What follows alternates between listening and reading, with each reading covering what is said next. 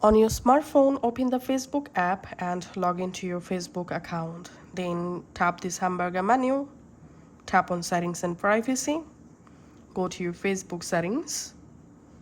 In Settings, scroll down, tap on Activity Log.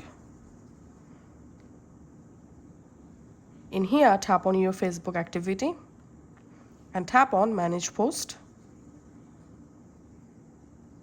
In here, tap on Filters, tap on Categories, and here we have to select videos you have watched,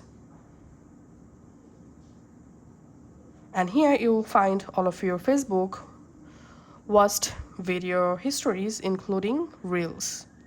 All you have to need, tap on Clear Video, Watch History, tap on Clear.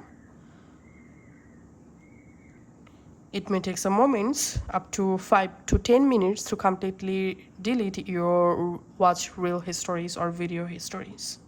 Thanks for watching.